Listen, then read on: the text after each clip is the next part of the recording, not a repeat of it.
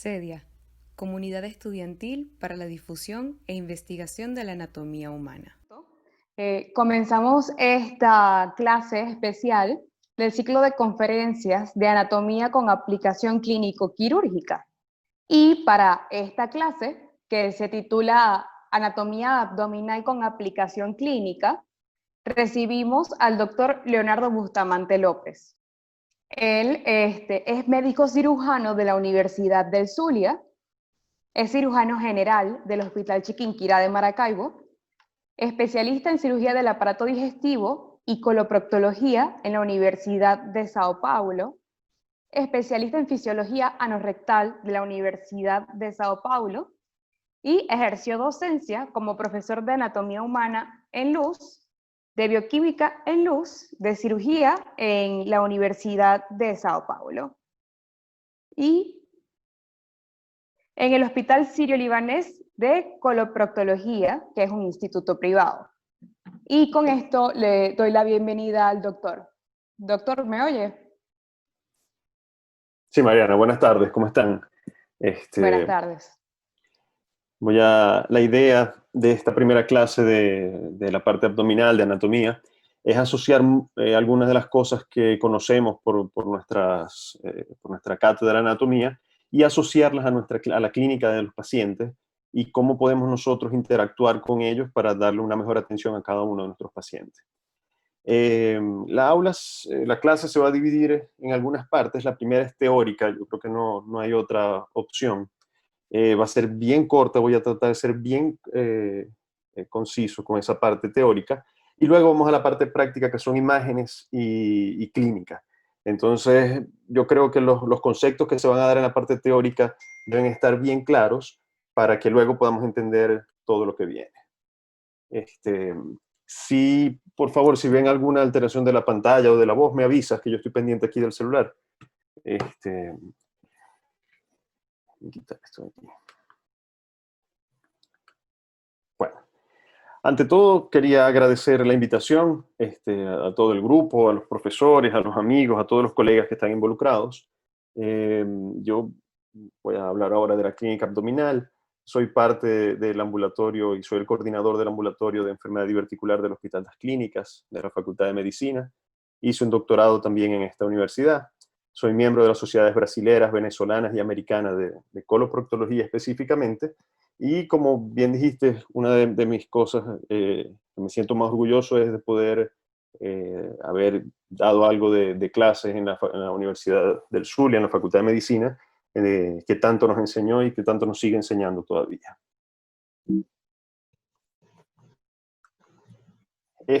Antes de comenzar, quería quitarles un minuto para decirles y para informarles un poco sobre cómo está la gravedad del virus en esta ciudad.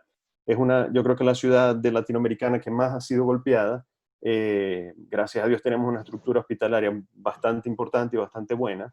Este es el sitio donde yo trabajo, el Hospital Las Clínicas. Esta área que ustedes ven aquí es solamente para la parte de clínica y cirugía, y esta blanca que ustedes ven aquí al lado es solamente ambulatorio. Son 15 pisos de ambulatorios de cualquier especialidad que ustedes se imaginen.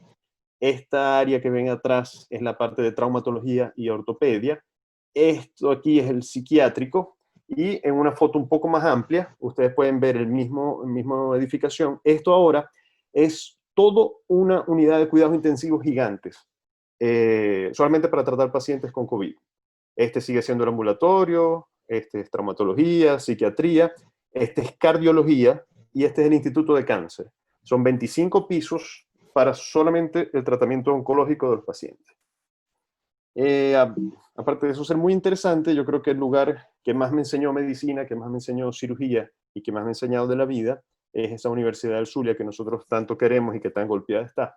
Y por eso yo creo que es hora de que nosotros demos un paso al frente para ayudar a todas las personas que todavía están allá y que necesitan de alguna de nuestra experiencia y conocimiento. Entonces, una vez más me pongo a la orden para cualquier otra cosa en donde pueda ayudar. Mi recordado Hospital Chiquinquirá, que tanto me enseñó. Y quería mostrarles esto, que desde el primer año de medicina estuvo conmigo en mi cuarto. Él siempre me acompañó. Mucho de la parte clínica que les voy a hablar ahora y de la fisiología me lo enseñó ese muñeco que siempre estuvo en mi cuarto.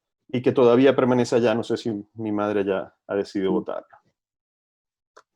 Ahora, entrando un poco en lo que vamos a hacer, esto es una pequeña introducción. Vamos a hablar de la parte de semiología, que es teórica, y luego nos vamos a ir hacia la anatomía abdominal con imágenes de libros, clínicas, algunas historias, videos, y espero que al final tengamos algún tipo de interacción para poder conversar un poco.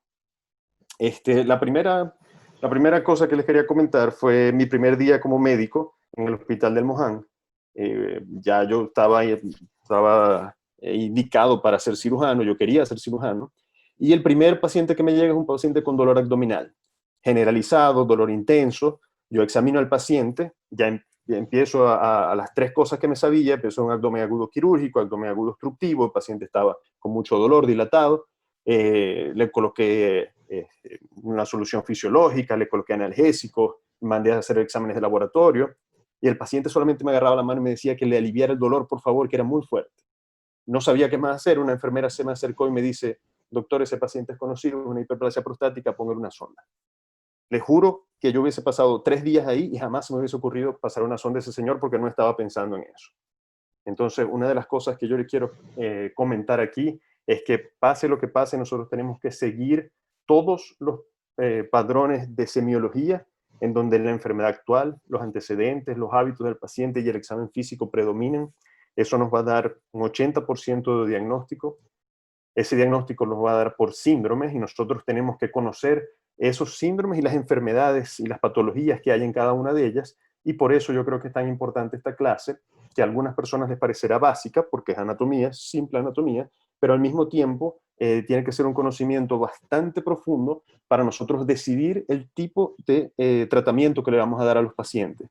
Y recordemos que muchos de nosotros somos cirujanos y el tratamiento es bastante invasivo, por lo tanto, la decisión tiene que ser bastante franca. Doctor. Sí. Dígame. Doctor, ¿me escucha? Sí. Bien, como es anfitrión, va a tener que aceptar a la gente que va ingresando. No Ok. sé si ya Wendy le comentó. No. Bueno, creo que donde dice participantes tiene la opción de admitir a todos o de quitar Ya. la sala de espera. Ya le di a admitir a todos. Correcto. Eso lo voy a tener aquí entonces.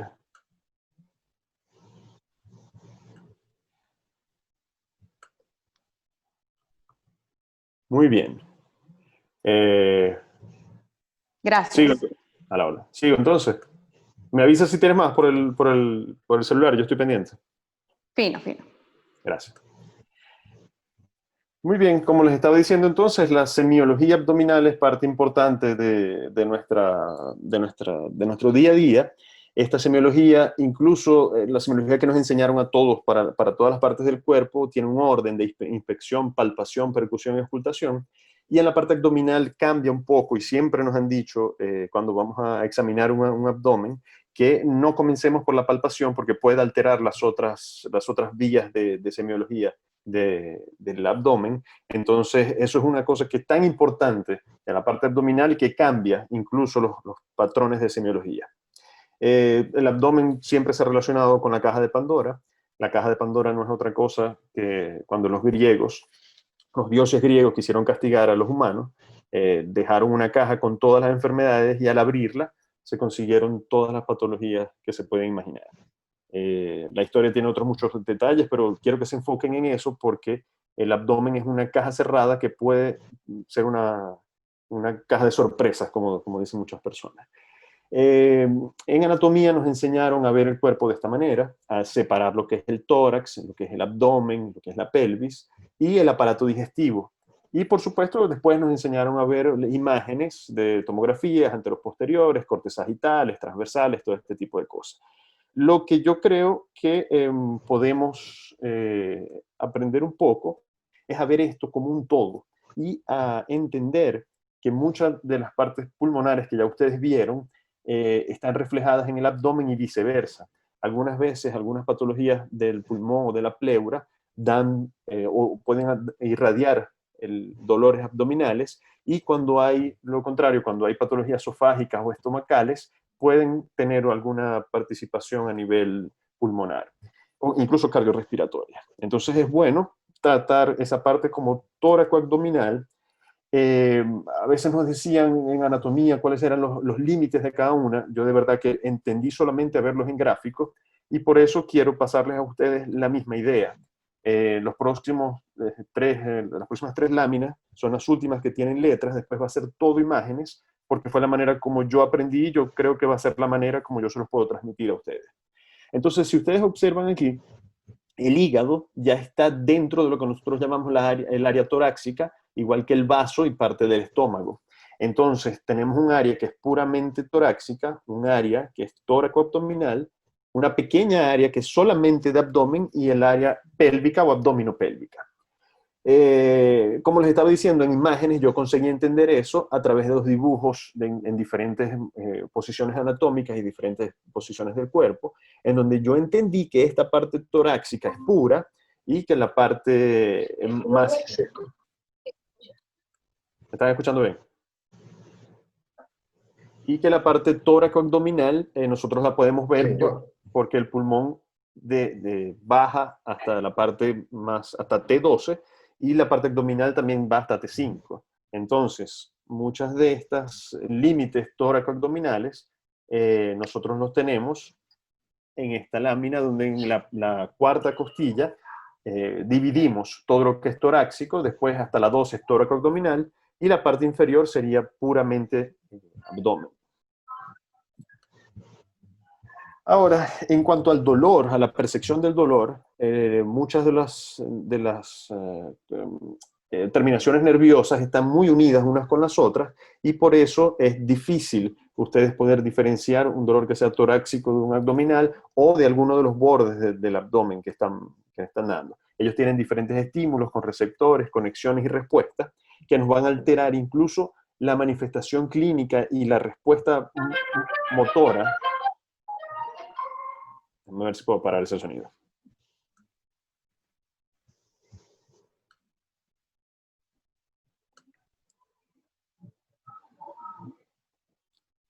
Mi amor. ¿Qué pasó? A ver, ¿qué pasó? Listo. Entonces, todas estas respuestas nos van a dar algunas manifestaciones clínicas del dolor. Esto es bastante complejo, una imagen bien compleja, pero yo quería que ustedes se fijaran que en T10, T9 y T10, ustedes tienen todas las respuestas nerviosas receptoras del dolor del aparato digestivo. En cuanto nosotros podemos observar eso, también podemos observar que ese T10 está en la parte torácica, diafragmática, abdomen, intestino delgado y colon. Entonces, casi todo está en la misma posición nerviosa y por eso es que nosotros tenemos tantas alteraciones de ese tipo al momento de evaluar el dolor. Una imagen un poco más limpia, ustedes pueden ver que T10 está en riñón, está en ambos riñones, en intestino delgado, en colon, y es bastante complicado entonces saber dónde específicamente es el dolor. El paciente no sabe dónde es el dolor. A diferencia de cuando está en el arco reflejo normal, en donde ustedes ya saben dónde duele y cuál es la respuesta que tiene el cuerpo para eso.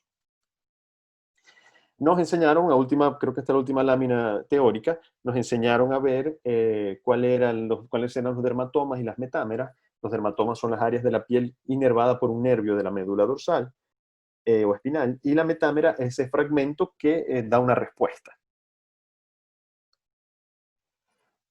Esto también es bien importante, como para tener una idea de lo que está pasando a nivel abdominal. Son 9 divisiones del abdomen, se dan a través de las líneas medioclaviculares y del final de las costillas, de la cresta ilíaca, en donde nosotros dividimos en fosa ilíaca derecha, fosa ilíaca izquierda, hipogastrio, mesogastrio, ambos flancos derecho e izquierdo, hipocondrio derecho e izquierdo y epigastrio. Tenemos una cantidad de enfermedades o patologías que podemos asociar a estas regiones.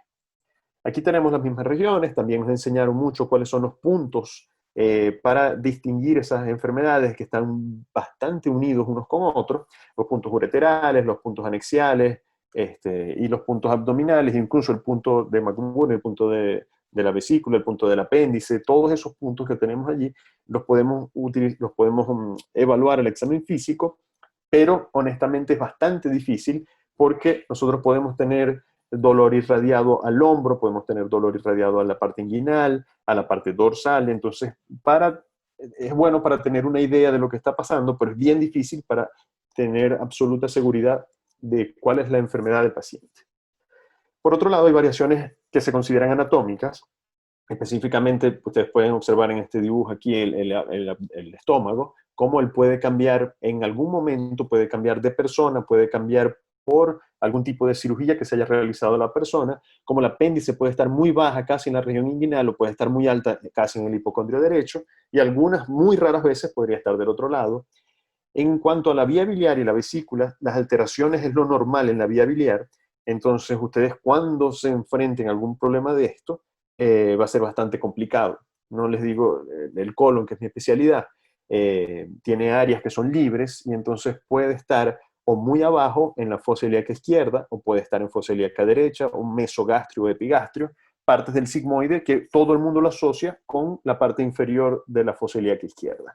Entonces son variaciones que nos van a dar bastante dificultad o nos pueden dar al momento de examinar un paciente. Obviamente nosotros asociamos algunos síntomas, como algunos pueden ser bien inespecíficos, como el vómito, las náuseas y la diarrea, y otros asociados un poco más a ciertos aparatos, como la ictericia, que se asocia un poco más a la vía biliar y al hígado, y la constipación, que se asocia un poco más al colon y al intestino. Ahora, yo quiero que de ahora en adelante presten absoluta atención, porque todo esto son imágenes, no hay más parte teórica. Nosotros vamos a ir por órgano y yo quiero ir desde lo más superficial hasta lo más profundo, discutiendo las relaciones anatómicas de cada uno y discutiendo qué es lo más importante de estos órganos. Desde el principio podemos tener alguna enfermedad de la piel que nos dé un dolor abdominal fuerte, como este tipo de patologías que ustedes ven aquí, que es el herpes zóster. No siempre se ve como ustedes pueden observar en esa imagen. Algunas veces ni siquiera tiene manifestaciones dermatológicas, pero el dolor es bastante intenso porque es un dolor del nervio específico. Y el paciente lo refiere como un dolor abdominal intenso. Obviamente, en el momento que ustedes examinan al paciente, el dolor es muy importante y pueden confundirse con algún otro diagnóstico. En cuanto a la musculatura, tanto de la pared abdominal como de la pared torácica, que es tórax abdominal, todos esos músculos tienen un nervio, una arteria y una vena. Pueden tener traumatismo, pueden tener inflamación, pueden tener muchas otras cosas que también podemos confundir. E incluso en algún momento de algún trauma específico, nosotros tenemos que saber qué fue qué órgano fue alterado y si hay alguna alteración más interna. Un poco más tenemos la pared abdominal, toda la musculatura de la pared abdominal y los órganos internos que vamos a ir describiendo poco a poco. Una cosa interesante que yo vi en estos gráficos es el peritoneo. El peritoneo es una lámina que puede recubrir un órgano 2 veces. Ustedes ven aquí que él recubre todo lo que es la irrigación de ese órgano y él después sale y recubre al órgano mismo. A veces es complicado entender la distribución peritoneal de las asas del peritoneo mismo dentro de la cavidad abdominal y voy a intentar que podamos entender eso mejor. En cuanto a la musculatura de la pared abdominal, sabemos que tenemos músculos esenciales en la pared anterior y en la pared posterior. Los de la pared posterior los conocemos un poco, el psoas y todos los músculos que salen de allí, el oblicuo mayor, el oblicuo menor, el transverso. Todos estos músculos van a llegar también a la pared anterior y van a hacer algunas fascias y van a recubrir en alguna parte lo que es el recto abdominal. ¿Por qué les digo esto? Porque para nosotros esa pared abdominal es interesante tanto para palpar al paciente como para hacer cierto tipo de procedimientos en donde nosotros tenemos que saber la localización de estos músculos, incluso la localización de estas fascias, para no lesionar los músculos en caso de que sea algo más invasivo. Y de eso les quería hablar un poco. Porque también tenemos hernias que nosotros vemos dentro de la pared abdominal, como las líneas que están dentro de la línea media, y las hernias que nosotros provocamos en el postoperatorio.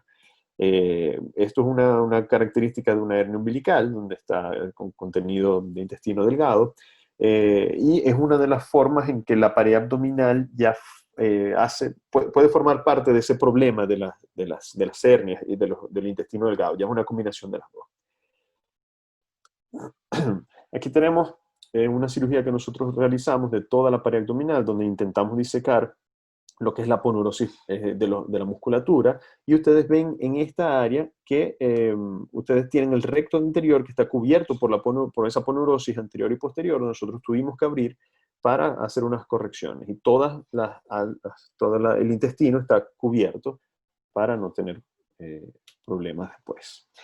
En la parte intraabdominal, ya avanzando un poco a lo que es la profundidad de nuestro examen físico, comenzamos con el epiplón. El epiplón no es más que una cobertura de grasa muy vascularizada que tiene el abdomen después del peritoneo.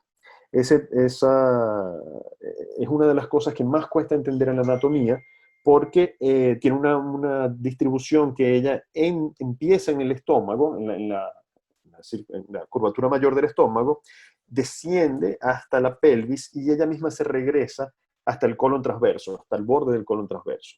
Entonces, para los que estamos estudiando anatomía, algunas veces es bien difícil entender esa distribución. Yo la logré entender en algún momento, les voy a explicar cómo, viendo este tipo de dibujos de secuencia, porque honestamente siempre yo confundía este epiplón, que es esa grasa que protege, con el meso del intestino delgado. Y es una de las cosas que quiero mostrarles cuál es su diferencia y cómo lo logré entender.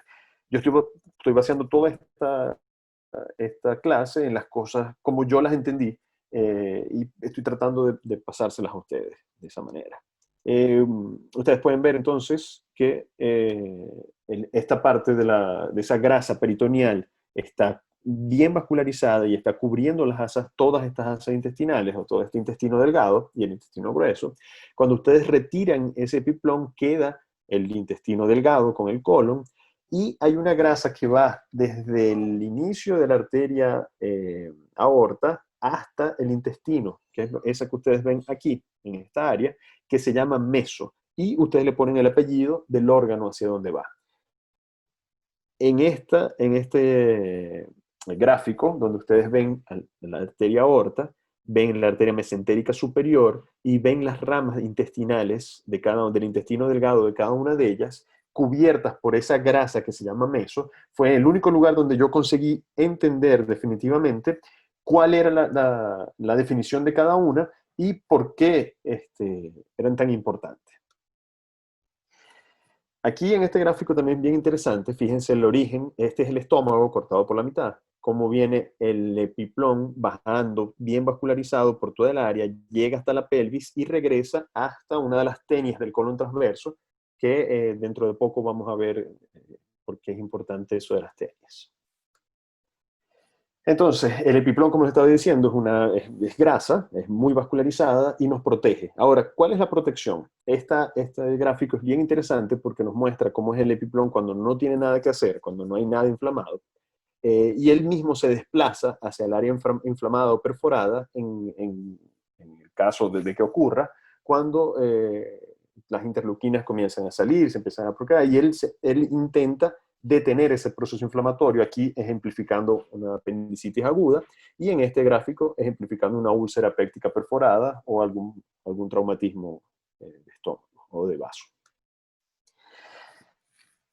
Ya entonces seguimos con los gráficos, levantamos ese epiplón, conseguimos el intestino delgado con el colon. Observen que el colon del lado izquierdo, que es este que está acá, el colon descendente, ustedes no lo ven a primera vista, a diferencia del colon ascendente o colon derecho, porque él está fijo a nivel retroperitoneal. Entonces, cuando ustedes consiguen levantar este intestino delgado, ustedes sí observan el colon descendente y después el sigmoide, que es un poco más libre, hasta el recto, que es cuando ya está casi en la parte final del aparato colónico, del aparato digestivo. Esta otra gráfica donde ya no tenemos meso, no tenemos intestino delgado, solamente está el colon con el epiplón hacia arriba, y ustedes pueden observar mejor cómo son las flexiones del sigmoide en esta área. Y después que retiramos anatómicamente esto, nos queda lo que nosotros llamamos como retroperitoneo, que no es otra cosa que donde están los grandes vasos, en la parte renal y las estructuras tanto urinarias como vasculares que están en esa área. Y fíjense que ya aquí tenemos la grasa perirenal, disculpen, y los músculos de la pared posterior como el músculo psoas.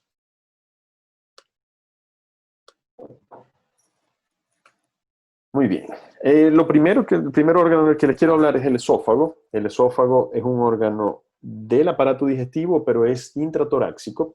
Ustedes pueden observar que el esófago está bien adherido a lo que es la arteria aorta y en lo que es la médula espinal. Y por delante pueden ver que tiene la tráquea y el corazón. Y él tiene estos nervios importantes para la parte abdominal, que son los nervios, el nervio vago, que va tanto por delante como por detrás de él. Y tienen una función importante que quiero que la recuerden porque pronto la vamos a ver. Luego tenemos el diafragma, que ustedes pueden ver que divide aquí en estas dos imágenes, divide todo lo que es el tórax de la parte abdominal y tiene algunos agujeros o algunos defectos por donde pasan la vena cava y por donde pasa el esófago cuando se transforma en el estómago, cuando se continúa con el estómago. Y por detrás del diafragma entonces pasa la arteria aorta y después empieza a dar sus ramas abdominales. Ahora, la primera parte clínica, ¿por qué esto es importante? Porque nosotros vamos a tener algunos síntomas y algunas clínicas de la región intraabdominal que nos van a afectar el esófago específicamente, y podemos comenzar con estas varices esofágicas cuando hay alguna alteración del hígado por hipertensión portal, que eso lo vamos a ver un poco después, pero hay dilatación de estas venas y estas venas son frágiles y comienzan a sangrar fácilmente y van a producir, entonces, ahí regresan y van a producir una hemorragia digestiva superior en el estómago, porque la sangre va a caer obviamente hacia el estómago, hacia la luz del estómago, y vamos a tener bastantes problemas causados por una parte abdominal en el tórax y drenando hacia otra parte abdominal. Por otro lado, una de las imágenes, una imagen un poco más vieja que podemos ver aquí, es todo el esófago con contraste, y tenemos una disminución del contraste esofágico, y tenemos que averiguar qué lo está causando. Las varices esofágicas se tratan por endoscopia en la mayoría de los casos.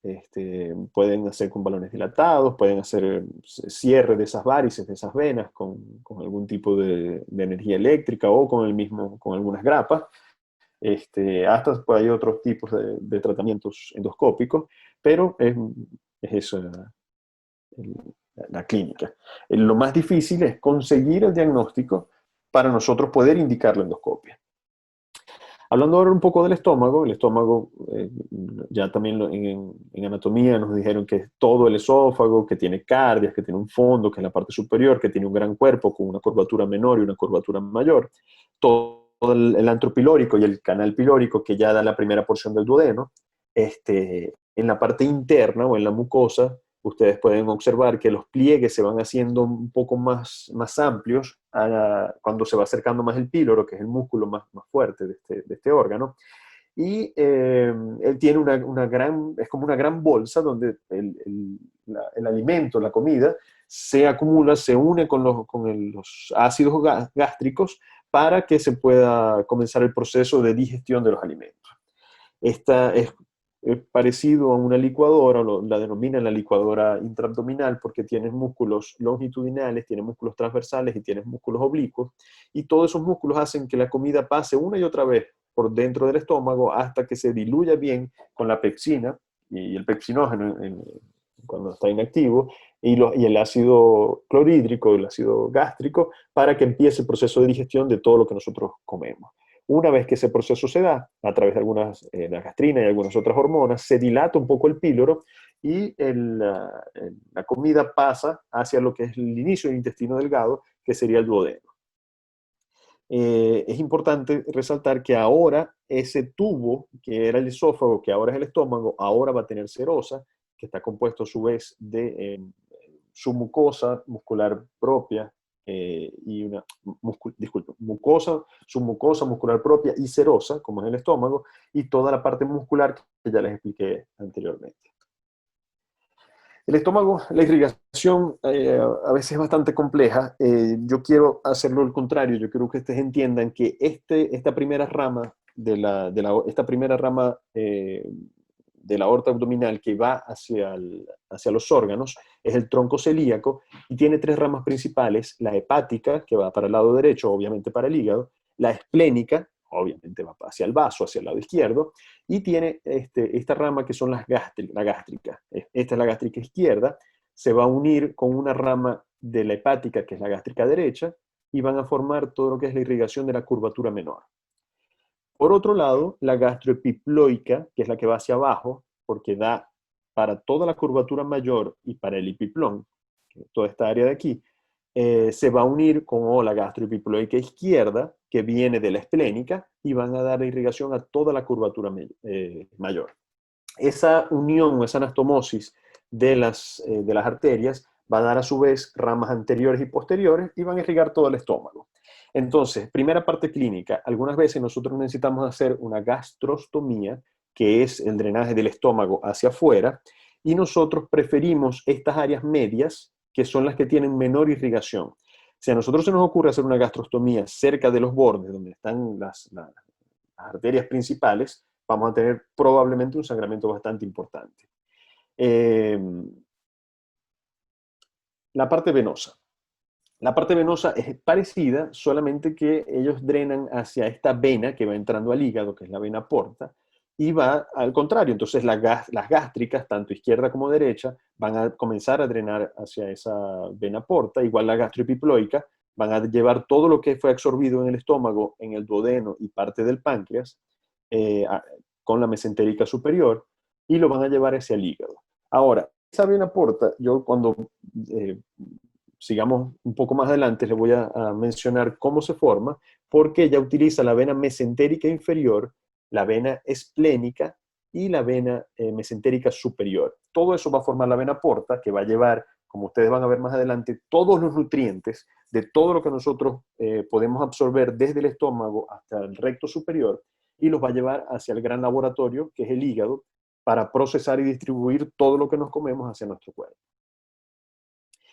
Pasando ahora a la parte nerviosa, quiero que ustedes vean cómo este nervio vago, que como les expliqué estaba descendiendo un poco a través del esófago, estaba junto con el esófago, él también se va a dividir en algunas ramas, y tiene la rama hepática y las ramas gástricas. En algunos momentos, cuando hay una hiperacidez del estómago, nosotros necesitamos eliminar el proceso de ese nervio. Pero ese nervio tiene muchas otras funciones. Entonces, si nosotros eliminamos ese proceso en esta parte superior, vamos a eliminar también en la parte nerviosa del hígado.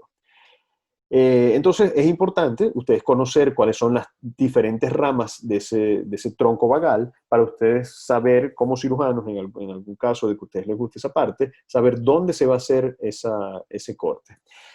Quiero hacer un paréntesis aquí, porque ahora yo creo que me dediqué un poco a la parte de cirugía, pero me he dado cuenta durante los pocos años de experiencia que tengo, que cualquiera de las enfermedades o cualquiera de las especialidades médicas están muy relacionadas con toda esta anatomía del aparato digestivo. Ya les expliqué cómo la parte torácica tiene relación, cómo la parte del sistema nervioso central, cómo la parte genital, urinaria, la parte ginecológica, la parte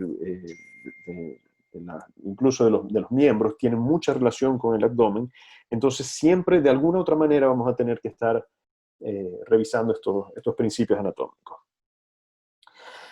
Continuando con el estómago, entonces, aquí solamente para repasar, tienen el tronco celíaco con las ramas que les dije, la formación de la vena porta, el epiplon que desciende hasta acá abajo, y el colon transverso, que ya se ve por esta parte de atrás. Incluso hay algunas imágenes que se pueden utilizar con un simple rayos X y contraste, en donde ustedes pueden ver cómo es la forma del estómago, cómo está distribuido, y el paso hacia el intestino delgado o hacia el duodeno. Esto es lo que le estaba comentando de la parte hormonal, en donde hay tres tipos de secreciones básicas a través de la secreción estomacal. Una que es a través de la parte sensorial, solamente de pensar en alimentos ya empieza a secretarse una pequeña porción de ácido. Cuando ya el alimento está ahí, solamente por ocupar ese espacio hay un aumento también de la secreción de ácido. Y cuando él pasa hacia la parte intestinal, después que ya se hizo la licuefacción, hay una importante secreción de gastrina y de secretinas y de otras hormonas. Esta es una visión laparoscópica del estómago, donde se está drenando el estómago. Esta es una visión también a su lado derecho de la pantalla, un momento de una colecistectomía, en donde ustedes pueden ver el estómago. Miren la dilatación de las venas, de las gástricas, que forman parte de la curvatura menor. Y esta es una cirugía metabólica, en donde ustedes están viendo que se está cortando parte del estómago. Es solamente para que tengan una idea de cómo se ve a nivel de laparoscopia. Otra de las patologías importantes y más frecuentes del estómago es cuando parte del estómago pasa por el diafragma, por ese agujero diafragmático que deja pasar el esófago, y se hace intratorácico. Eso se llama una hernia hiatal o hernia paraesofágica. El paciente tiene mucho reflujo, tiene dolor torácico, tiene ciertas sintomatologías que es importante nosotros conocer. Y si nosotros no pensamos en esa área, todos vamos a pensar que es un infarto, o que es una neumonía, o que es algún problema torácico. Nunca vamos a entender que es esencialmente una hernia del estómago hacia el tórax. Otro problema para las personas que van a hacer cirugía pediátrica es esta hiperplasia del píloro en recién nacidos. Es una hipertrofia, en verdad, disculpen, es una hipertrofia importante. La musculatura del píloro se hace mucho más fuerte en el momento del nacimiento, y el niño comienza con vómitos y él no se puede alimentar. Entonces van a tener a niños, los que logran llegar hasta ustedes, bien desnutridos y con estos signos aquí, que es el signo de la oliva.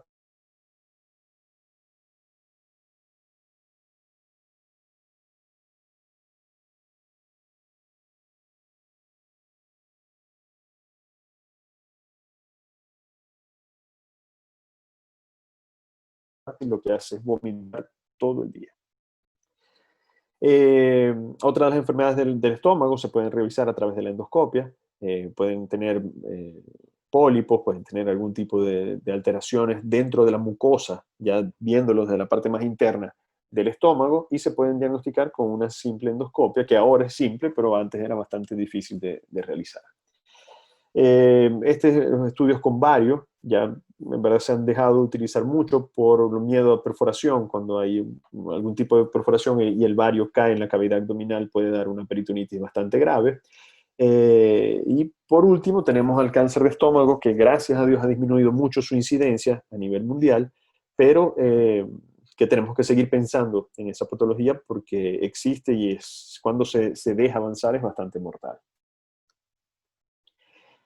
Vamos a descender un poco más, vamos hacia el duodeno. El duodeno tiene una irrigación bastante parecida y bastante en común con el estómago. Fíjense que tiene muchas de las ramas de esa hepática, las ramas duodenales de la hepática, que van a irrigar a la parte superior, a todo el duodeno y a la parte superior del páncreas. Entonces, el páncreas se va a dividir en una parte superior que viene de una rama hepática del tronco celíaco, y de una parte inferior que viene directamente de la mesentérica superior. Es una de las cosas que generalmente en anatomía es bastante difícil para aprender, pero si ustedes entienden que el tronco celíaco va a tener toda la mitad de irrigación de la mitad superior, y que la mesentérica superior va a irrigar toda la parte inferior del páncreas o del duodeno, se les va a hacer un poco más fácil que aprenderse todas las ramas que están en los libros. El páncreas tiene la cabeza, tiene el proceso uncinado, tiene un cuello, el cuerpo y una cola, la cola del páncreas. Toda la cabeza del páncreas es la sed duodenal, se forma, fíjense toda la relación inmediata que tiene el duodeno con el páncreas, y no es solamente una relación, sino que tiene también estructuras internas que están ligadas unas con otras. En la primera porción del duodeno sencillamente está la llegada de lo que viene desde el estómago a través del píloro. La segunda porción del duodeno podemos decir que es la más importante, porque tiene estos dos esfínteres que llegan, uno que es más pequeño, que es el esfínter secundario, y uno mayor, o una papila mayor, que viene con una unión de lo que es la vía biliar y de la vía pancreática. Entonces, todos los alimentos que teníamos en el estómago, que pasaron hasta acá, se van a bañar de los jugos pancreáticos y de los jugos biliares, para comenzar el proceso de absorción de los alimentos. Para accesar al páncreas, como les estaba diciendo, el páncreas está cubierto por el estómago, es un órgano retroperitoneal, es una relación bastante importante porque el páncreas en algunas veces él hace abscesos o hace quistes o pseudoquistes, y una de las maneras de drenarlos es a través de la pared posterior del estómago, en donde a través de métodos endoscópicos se hace una abertura por esa pared y se consigue accesar a esa área peripancreática para evitar cirugías de gran porte, que son las cirugías pancreáticas. Una vez más, quería recordarles la vascularización. Yo sé que es algo, puede llegar a ser complicado, pero fíjense cómo se ve bastante bien cómo se irriga todo el duodeno de esa hepática, de esa rama hepática, y cómo la mesentérica superior da otra rama para irrigar todo lo que es duodeno y páncreas.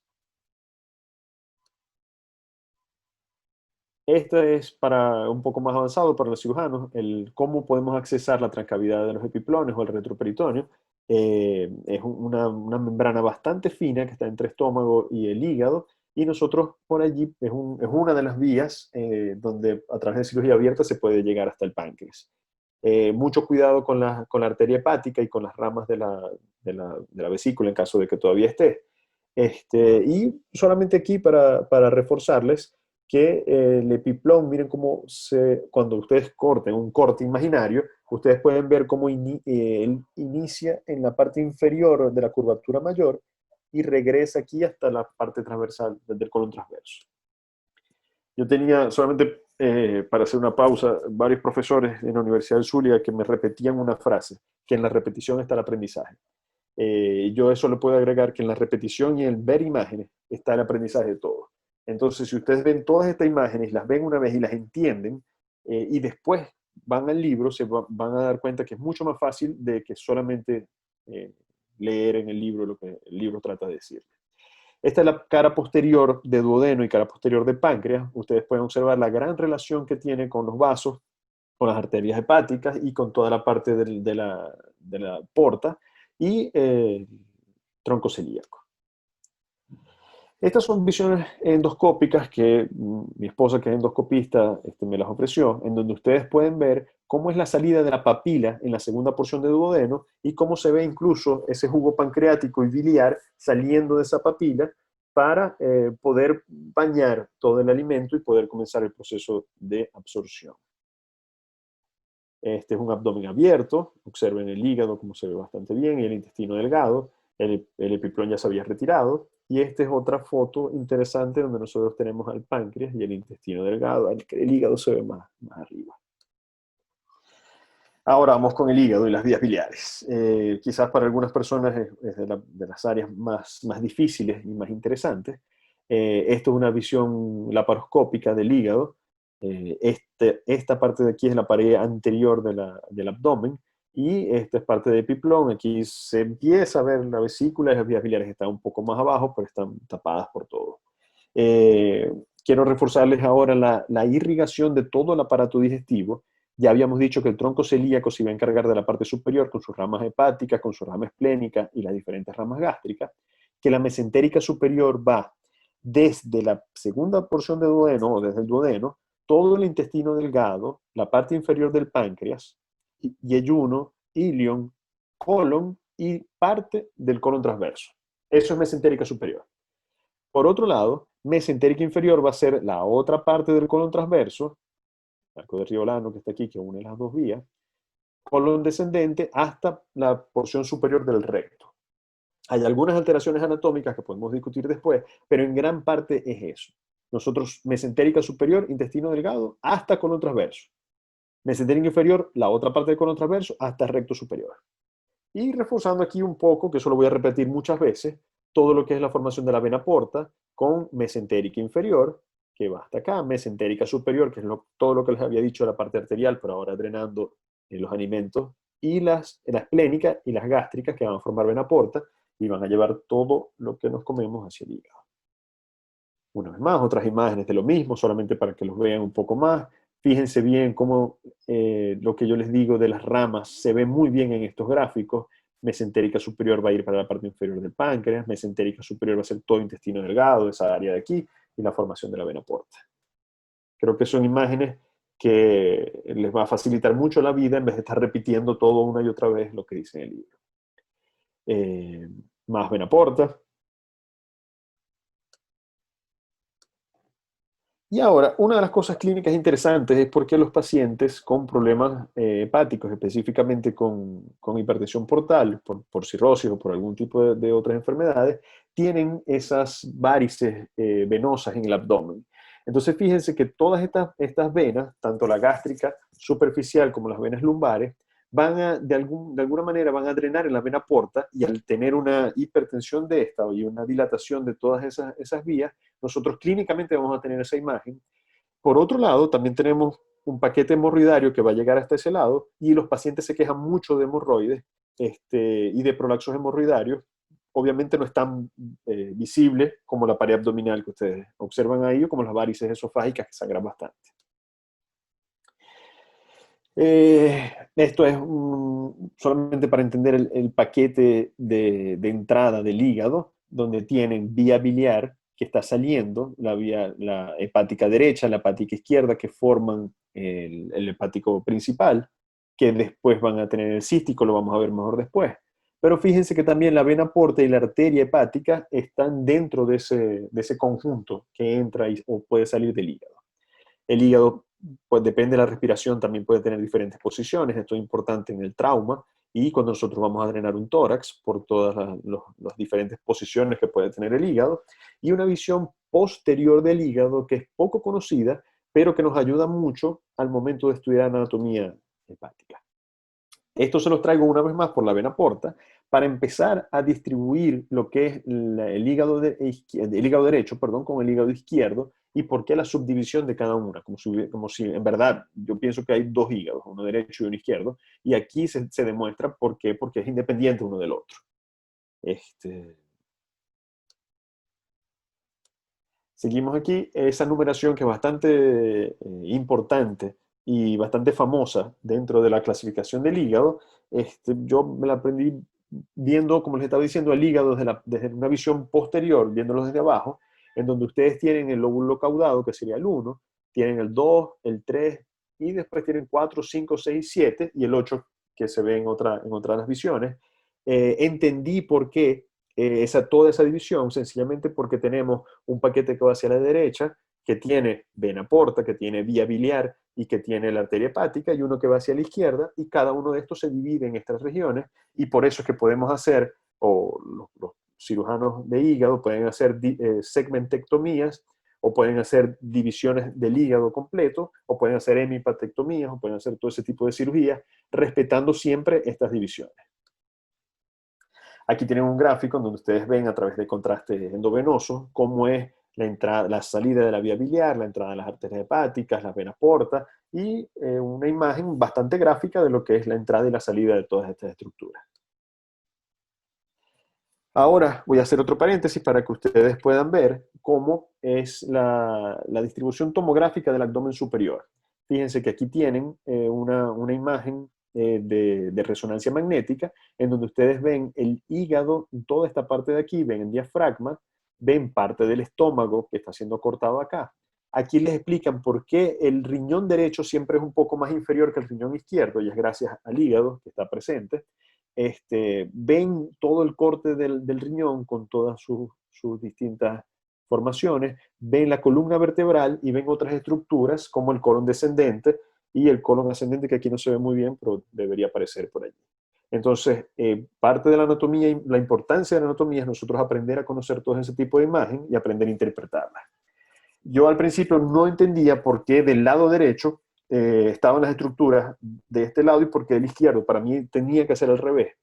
Hasta que empecé a ver este tipo de dibujos de esta manera, en donde nosotros estamos viendo el corte tomográfico desde abajo, y por eso es que nosotros tenemos del lado derecho, que sería el lado derecho del paciente, esta parte de acá, y el lado izquierdo de esta manera.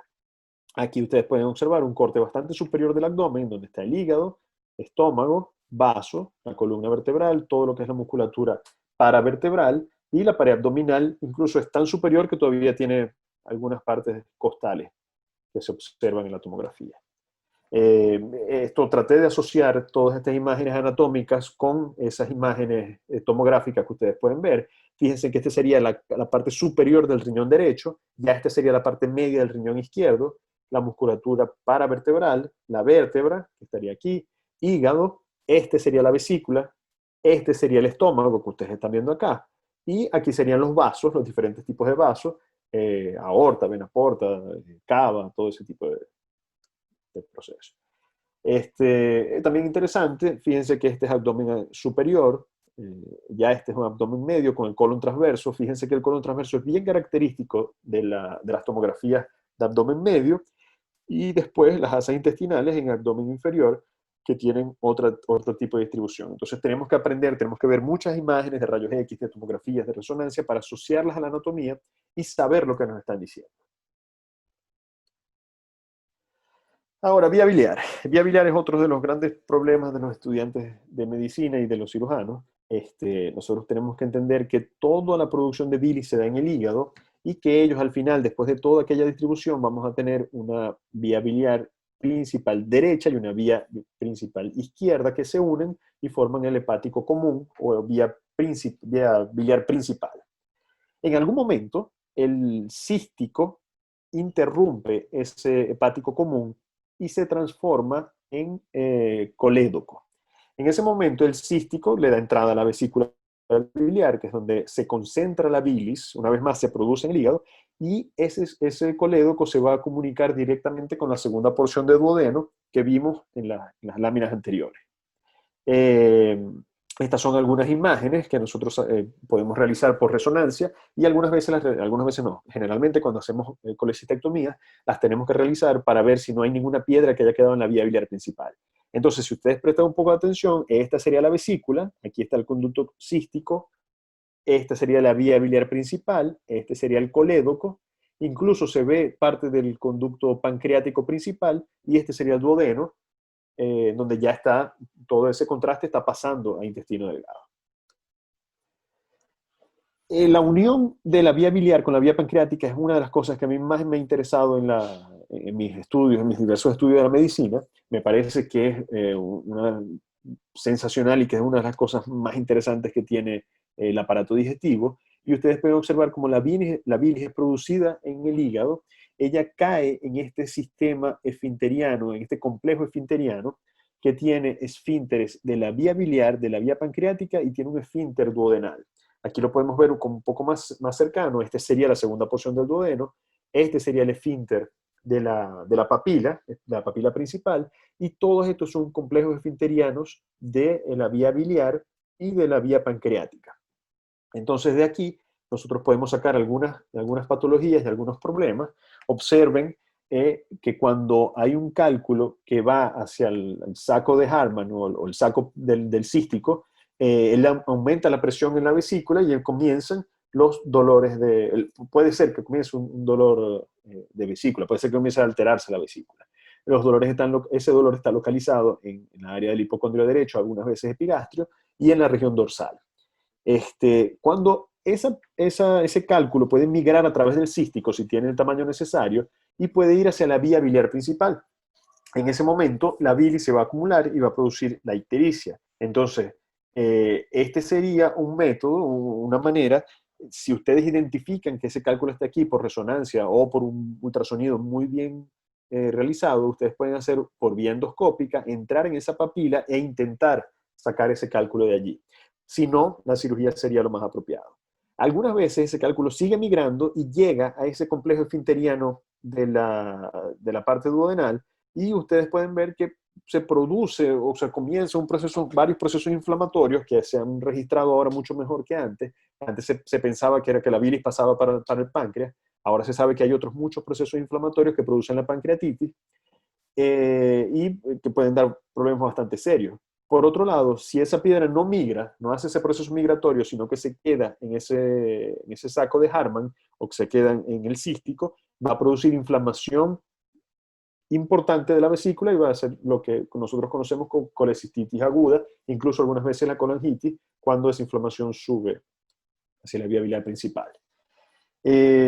Otra de las enfermedades bastante curiosas que nos pregunta bastante en anatomía y en cirugía, es el hilio biliar.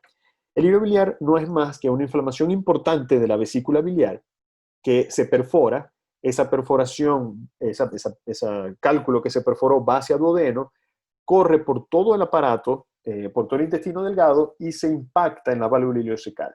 Por supuesto, hace un abdomen agudo obstructivo al ser impactado y sería entonces una causa de abdomen obstructivo de origen biliar. Es una cosa que es rara, nosotros la hemos visto 3, 4 veces cuando estamos en el posgrado ya del Chiquinquirá, pero es bien curioso porque no es lógico tener una causa de abdomen agudo obstructivo biliar. Estas son imágenes laparoscópicas donde ustedes pueden ver la vesícula biliar con el conducto cístico y la arteria, no siempre se ve así de bonito. Esta es otra imagen un poco más digitalizada, donde se ve la arteria cística y el conducto cístico ya entrando en la vía biliar principal. Esta imagen acá, déjenme retirar esto de aquí, es una imagen de colangiografía en donde nosotros colocamos contraste en la vía biliar y vemos cómo el contraste se distribuye a través de las otras vías biliares. Incluso nos interesa cuando pasa a duodeno para saber que no hay ningún cálculo impactado.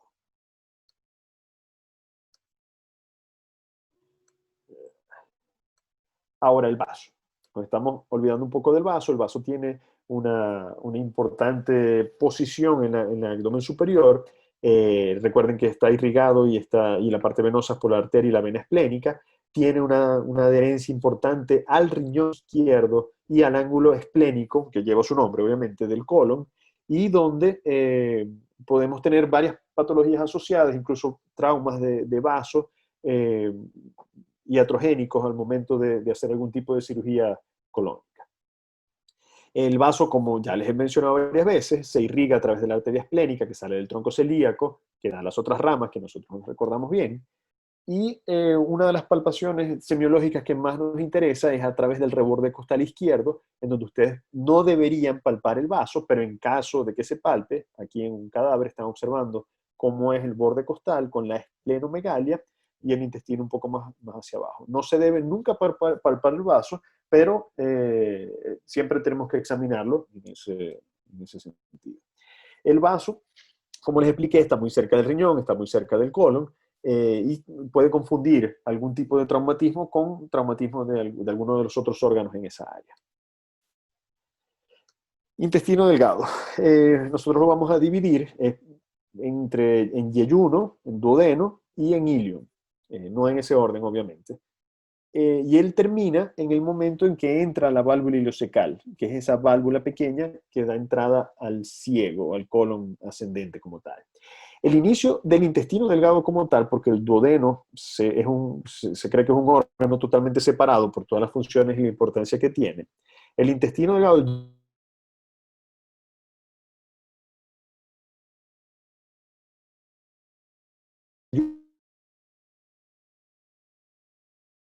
uno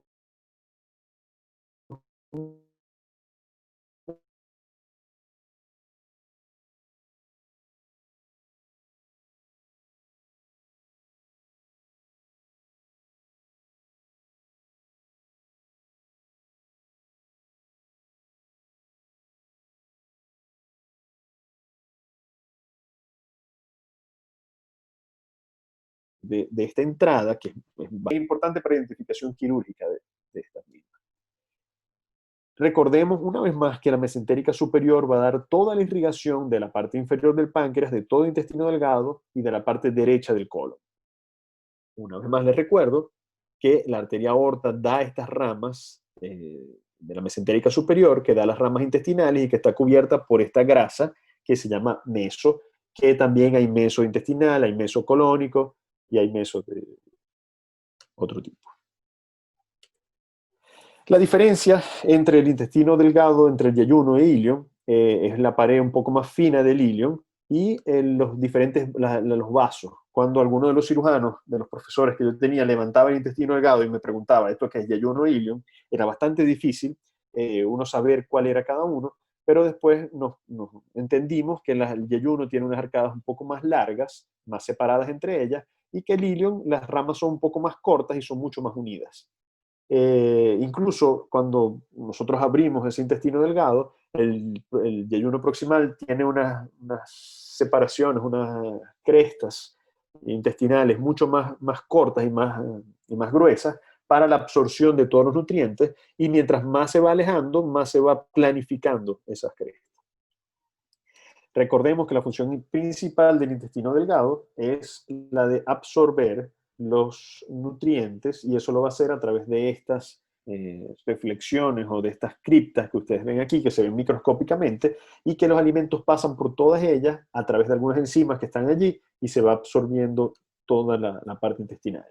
Entonces, para darle un conjunto a todo lo que estamos hablando, el páncreas en su parte exocrina, él va a derivar a través de los conductos pancreáticos todas las enzimas necesarias, como son la amilasa, la lactasa, el tripsinógeno, la sacaridasa, y van a dividir todo lo que nosotros ya nos hemos digerido, para que luego, esto es en duodeno, para que en yeyuno se empiece a absorber todos esos alimentos, y nosotros podamos llevarlo a través de la vena porta para el hígado y podamos utilizarlo para lo que el cuerpo considere necesario.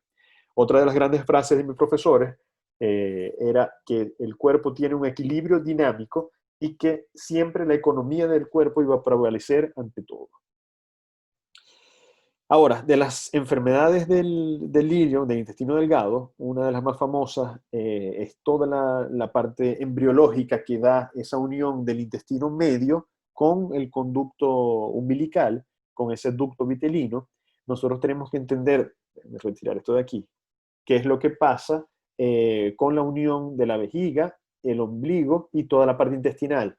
Entonces, por ejemplo, si nosotros ese conducto queda abierto, vamos a tener una fístula fecal, en donde el contenido, disculpen, del intestino delgado puede pasar al ombligo, y el paciente va a tener evacuaciones, pequeñas evacuaciones, va a tener pupú por el ombligo. Eso es una fístula fecal. Si ese uraco o ese canal que estaba allí solamente quedó un quiste, entonces ese quiste puede doler, es un quiste que va a aparecer debajo del ombligo y duele un poco algunas veces, y algunas veces el paciente hasta solicita para retirarlo. Puede quedar una banda fibrosa, puede ser que esa banda fibrosa esté adherida a un divertículo del intestino, que ahí sería el divertículo de Meckel, o sencillamente puede ser que el intestino quedó con como si fuese como una hernia, con un divertículo de la parte intestinal, y esto algunas veces tiene tejido estomacal o pancreático, y puede dar una inflamación importante, puede producir una úlcera y puede hasta perforarse, dando sintomatologías bien específicas. Esto fue la dejé bastante pequeña, disculpen, creo que estaba más grande, pero es una imagen de un divertículo de Meckel que retiramos. Otra de las cosas de intestino puede dar abdomen agudo obstructivo, y ustedes van a ver las consecuencias dentro de las rayos X, de las imágenes del intestino delgado, donde él se va a dilatar, y ustedes tienen que aprender a buscar cuáles son los sitios donde puede estar esa obstrucción. Pero sencillamente con que ustedes vean estos rayos X y ya estén seguros de que esto es un abdomen agudo obstructivo, ya creo que sería un gran logro. Otra de las cosas que se puede hacer a través de la fisiología colorectal es ellos ingieren unas pastillas que tienen estos micro marcadores, y nosotros vemos a través de cuánto tiempo se tardan esos micromarcadores en salir, cómo está la viabilidad intestinal del paciente, si tiene constipación o si tiene algún síndrome del intestino irritable. Se hacen algunas pruebas interesantes, es solamente que se tome ese comprimido y tomándole rayos X en días específicos, el primer día, el tercer día, el quinto día. Son pruebas bastante interesantes y bastante sencillas para conocer cómo es el grado de complejidad colónica del paciente. Y esta imagen es una imagen de un paciente que tuvimos en el ambulatorio hace aproximadamente unos 6 meses, que era una paciente que ya continuamente presentaba esa dilatación que ustedes pueden observar allí. Ustedes pueden ver rayos X de abdomen. Observen, por favor, hasta dónde llega la parte intestinal, cómo tiene la dilatación enorme en todo el abdomen, casi no tenía parte pulmonar. Esto es el diafragma, que está acá. Era intestino delgado. Nosotros incluso, ella tenía colonoscopia, tenía algunos exámenes interesantes, pero era solamente intestino delgado que estaba dilatado y aparentemente aparentemente no, después tuvimos hasta una cirugía, hicimos la colonoscopia, colocamos una sonda gástrica, una sonda rectal, la paciente mejoró bastante y con una resección pequeña pudimos darle una mejor calidad de vida a ese paciente. Ahora, la parte retroperitoneal. Seguimos con algunas de las patologías más importantes, que son las renales, son las más comunes, una de las más comunes, en donde cualquier alteración del riñón o cualquier alteración de las vías urinarias y del ureter pueden darnos dolores importantes abdominales que tenemos que saber diferenciar del aparato digestivo y del aparato urinario. Otra de las cosas para los cirujanos es que cuando nosotros estamos haciendo cirugías, señor que está acá, el ureter, es una de las peores, de nuestros peores enemigos en el momento de hacer las resecciones, al igual que para los ginecólogos en el momento de hacer la histerectomía. Él es bastante fino, está bien adherido y la mayoría de las veces tenemos que buscarlo para no cortarlo. Aquí tienen el ureter de nuevo. Por aquí, esa área cuando te hay algún cálculo de la vía urinaria, el dolor importante es acá. Después ustedes se van dando cuenta como el paciente refiere que el dolor va bajando poco a poco hasta llegar a la vejiga, que es cuando algunas veces mejora. Como les dije, el riñón derecho está un poco más bajo por causa del hígado que el riñón izquierdo, entonces también tienen que evaluar eso al momento de evaluar un dolor renal, cólico renal. Y la última parte que sería la parte arterial, en la aorta también nos puede dar algunas alteraciones abdominales como el aneurisma. Debemos hacer palpación, medición de presión arterial del paciente, de los miembros inferiores y superiores, de cuánto tiene de pie, pensar en el aneurisma porque es una de las cosas mortales y que si no se diagnostican puede dar un gran problema para el paciente. Ahora, colon y recto son las últimas láminas en la parte donde me especialicé. Ustedes pueden ver que el colon ascendente tiene un área que ya lo habíamos descrito, el colon transverso, descendente el sigmoide, y luego el recto que no tiene esa parte serosa, desaparece la serosa, es una parte más muscular y con la parte final delgada.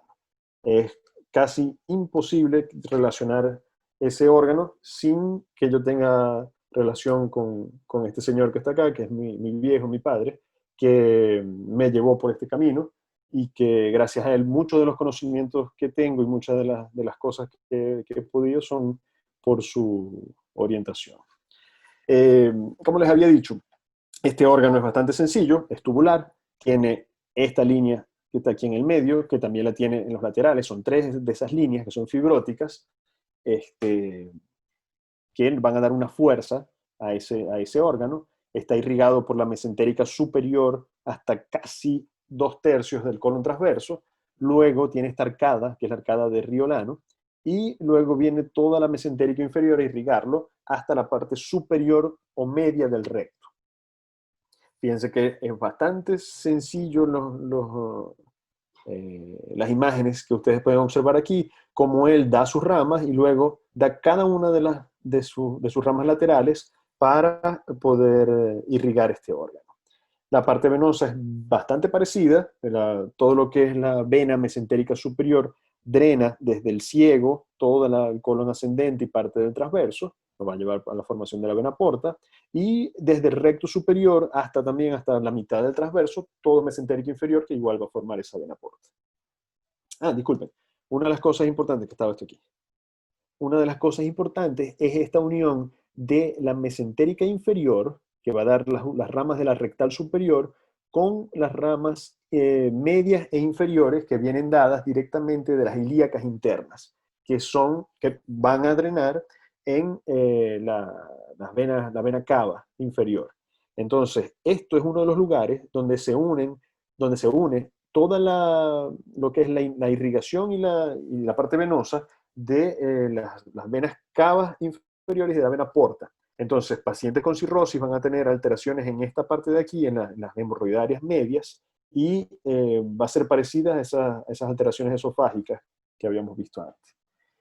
Imágenes del colon, fíjense cómo se ven sus obstrucciones bastante bien, el colon sigmoide, que es bastante se puede mover un poco, es libre, y el colon descendente, que está fijo del lado izquierdo. Fíjense todas las posiciones diferentes que puede obtener el colon, es bastante móvil.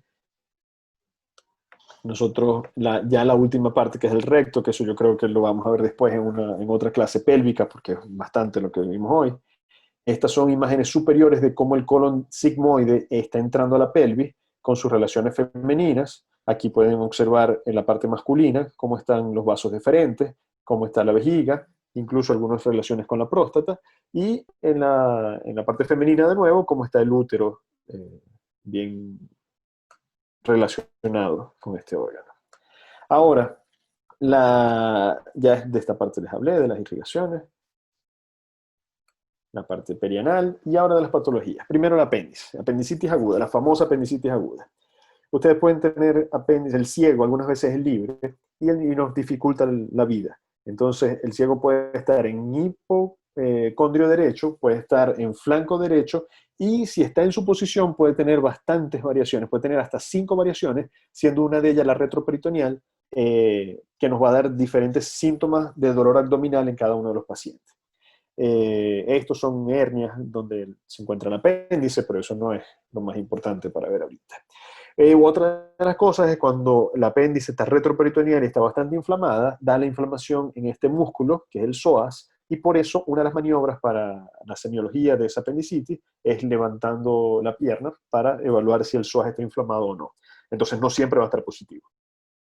Está la parte interna del ciego, donde ustedes ven el orificio del apéndice, donde ven el orificio de la válvula ileocecal, y una vez más, cuáles son las diferentes posiciones del apéndice inflamada. Esto es a nivel endoscópico, en donde ustedes ven el agujero del apéndice y el agujero ilial. Muchos de los endoscopistas, ellos entran hasta 10 centímetros del intestino delgado para ver si pueden evaluar algún tipo de divertículo de Meckel o de enfermedad inflamatoria colónica. Esto es bastante parecido. Fíjense en una tomografía que se realiza donde está el apéndice inflamada, aquí está el ciego, todo esto es colon ascendente, aquí viene el sigmoide, y está la apéndice inflamada al final del ciego. Estos fueron los puntos anatómicos que nos enseñaron, que tenía que ser 2/3 de entre la espina ilíaca derecha y el ombligo, pero como les acabo de explicar, no siempre el apéndice está ahí, por eso nos complica bastante la vida. La irrigación del apéndice viene dada por la ileoceco-apendicocólica, su rama apendicular, en donde nosotros en el momento de hacer la cirugía tenemos que eliminar esta arteria de acá y cerrar esta mucosa, este tejido, no es solamente mucosa, para poder hacer esa apendicectomía. Una de las patologías también más importantes es el vólvulo de sigmoide. Como les dije, el sigmoide es libre y algunas veces se tuerce sobre él mismo y da estas imágenes de rayos X bien características que son en granos de café, como lo definen ellos. Y esta imagen me gustó por ustedes, no es de nosotros, pero simula esa imagen del grano de café en una pieza de sigmoide dilatada. Entonces, es para que ustedes entiendan por qué esa imagen en las rayos X. Pueden haber algún tipo de procesos inflamatorios, como la enfermedad de Crohn, que es una de las peores enfermedades que ya he visto en pacientes. Los pacientes no absorben ningún alimento. La enfermedad de Crohn va desde el borde de la boca hasta el borde del ano, incluso tiene manifestaciones interintestinales, y es una de las enfermedades, como les digo, más dañantes, más dañinas para el paciente. La mucosa del pólipo la mucosa del colon puede tener pólipos, algunas perforaciones, puede tener estenosis, puede haber peritonitis por absceso, puede haber sangrado en esa mucosa, y en la parte perianal puede haber abscesos, puede haber cáncer, obviamente, que eso lo vamos a ver un poco después, o fístulas, que sencillamente es el paso del contenido fecal hacia otro lugar. El divertículo, que es la salida en los lugares donde, esto es el colon cortado por la mitad. Ustedes van a ver cómo está esta muscular, pero las arterias atraviesan esa musculatura y hacen lugares que son más débiles, en donde por la presión intracolónica pueden producirse esos divertículos que se pueden inflamar y dar una diverticulitis, que es una enfermedad bastante importante y bastante frecuente. Aquí ustedes ven una imagen de rayos X con contraste, donde ven todos los divertículos y no ven salida de ese contraste hacia la cavidad peritoneal. Una tomografía, ustedes pueden observar aquí los divertículos, con bastante aire en cada uno de ellos, por vía endoscópica, por colonoscopio, donde ven cada uno de esos divertículos acá.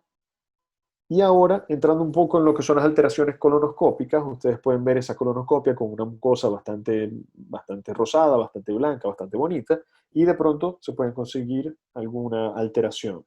Esas alteraciones pueden ser de colon derecho o de colon izquierdo. Generalmente, las de colon derecho dan anemia porque el tumor se aloja en el colon ascendente. Puede incluso ser una estenosis, pero como el contenido es líquido, él atraviesa esa parte, se une con la sangre y cuando se forman las heces, queda esa sangre, esos rastros de hemoglobina quedan dentro de las heces, pero no hay un sangrado importante. Entonces, una de las cosas que se utiliza, aparte de la colonoscopia, que es el gol estándar, es la prueba de sangre en las heces, de sangre microscópica en las heces. Por otro lado, cuando el tumor está del lado izquierdo, ustedes van a ver síntomas de constipación o de obstrucción, porque los pacientes ya con heces formadas no pueden atravesar, esas heces no pueden atravesar el área que está estenótica por el colon. Hay una imagen que no conseguí dentro de mis fotos, que es la imagen con contraste, donde se ve como si fuese una manzana mordida, porque es esta imagen que ustedes ven acá con la hipertrofia que hace el tumor, y ustedes solamente ven el paso del contraste por el medio, y se ve como si fuese una manzana mordida. Bien interesante, les debo esa imagen. Yo las consigo pronto y se las envío. Una de las últimas cosas que le quería hablar es el lugar para hacer estomas. Eso es tanto para la parte de estudiantes como de los cirujanos, es muy importante. Se hace a través del recto o se puede hacer pararectal y sencillamente sacar una parte del colon para la superficie de la piel para que el paciente pueda evacuar por algún tipo de obstrucción o algún problema más inferior. Eh, Cosas anatómicas, pueden observar aquí cómo esta vena, que es la vena mesentérica inferior, es bastante importante. Fíjense esta pieza del colon izquierdo, en donde nosotros a través de la vena inferior comenzamos toda la resección hasta la parte rectal superior. Resonancia magnética, en donde ustedes pueden ver esta resonancia fíjense la parte anatómica donde ven exactamente igual el tumor en recto que se observa en esta área y el sacro, como se ve también en la resonancia. Este es otro tipo de resonancia vista de otro lado, bastante interesante. Estas son imágenes laparoscópicas de una disección de colon izquierdo, donde estamos liberando el ángulo esplénico. Déjame quitar el volumen.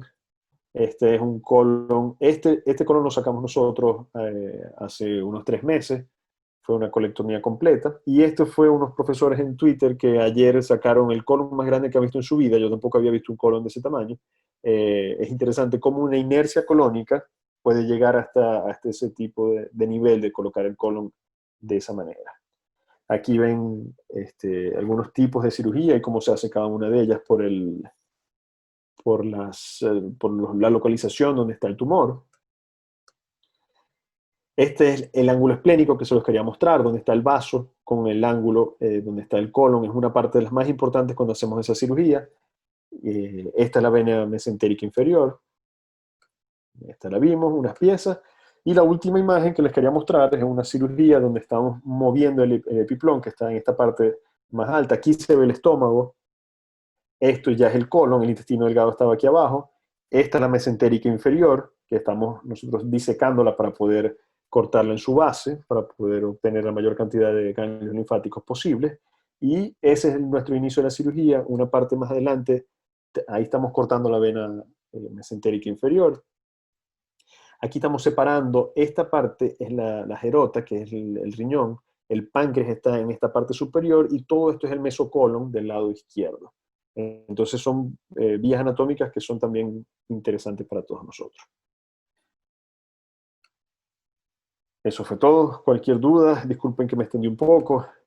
Cualquier duda estamos a la orden y espero algunos comentarios. Yo estoy aquí hasta que ustedes quieran que esté.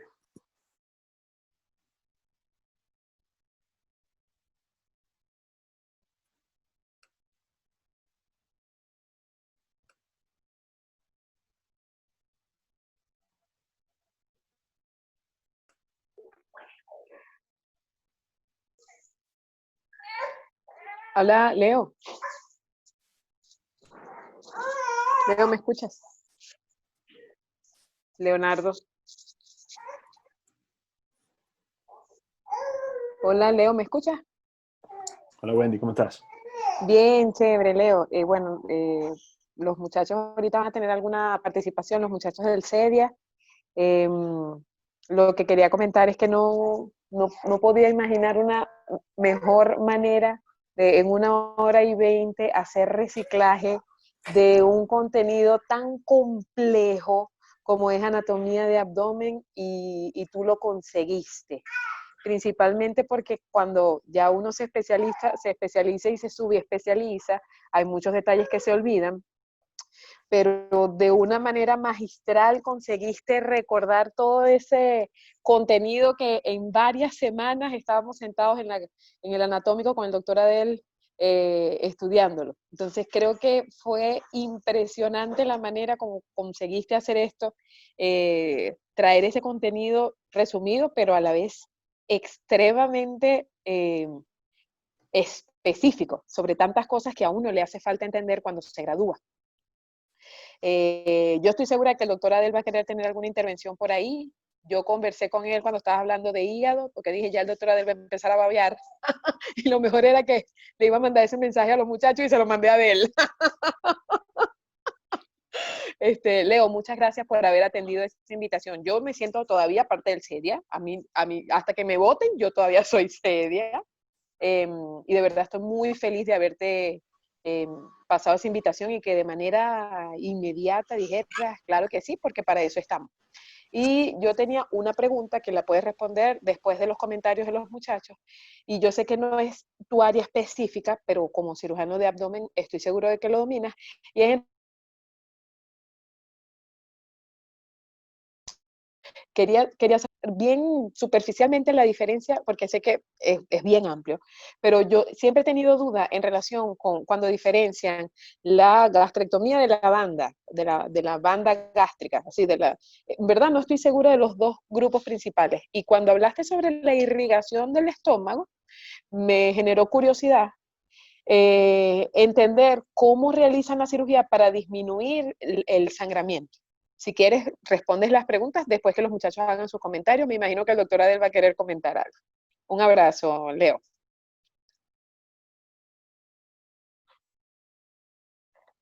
Mis hijos.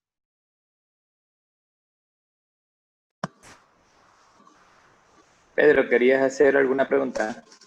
Hola Leonardo, hola Wendy, hola a todos. Un placer tenerte, Leonardo, nuevamente a tu espacio. El CEDIA también se galardona y se honra pues, de tener a excelentes expositores. Y obviamente pues, se honra de todos y cada uno de los invitados y los que están participando en dicha conferencia. Es para nosotros un placer, obviamente, tenerte, una persona de la talla de que el hijo ha superado al papá, así como el alumno ha superado al profesor, en el área de coloproctología y específicamente más proctología como tal, y que ha dado la talla y ha puesto en alto pues, a Venezuela fuera en Brasil, al igual que otros de los muchachos que han sido también miembros del CEDIA y que seguirán siendo miembros del CEDIA. Eso no implica, están en otro nivel del CEDIA, pero estarán siempre. Yo, Wendy, ¿no? Hay varios conceptos que siempre es bueno recalcar y obviamente el tema es bastante largo. Y te felicito, Leonardo, porque abarcaste casi todos los conceptos de la anatomía y algunos aspectos desde el punto de vista clínico que es parte de lo que realmente representa el tema y que para nosotros ha sido excelente, bastante fácil de digerir y que estoy seguro de que hay residentes de cirugía escuchándote o que te escucharon y que por supuesto están ávidos por preguntar. Entre ellos estoy viendo aquí al doctor Pedro Criollo, que es residente de 4º año pues, de cirugía del Hospital Coromoto, y supongo que deben otros residentes que no los estoy viendo ahorita, pero es bastante difícil no ver a Pedro con toda esa humanidad que él tiene. Así que pienso que él va a hacerte una pregunta. Bien. La otra, si lo conoce. ¿Me permite? Le escuchamos. Muchas gracias, doctor Bustamante, un placer. Es la segunda vez que escucho una conferencia de usted, de verdad es un placer, un honor escuchar sus palabras y por supuesto también a su padre, que lo conozco en persona.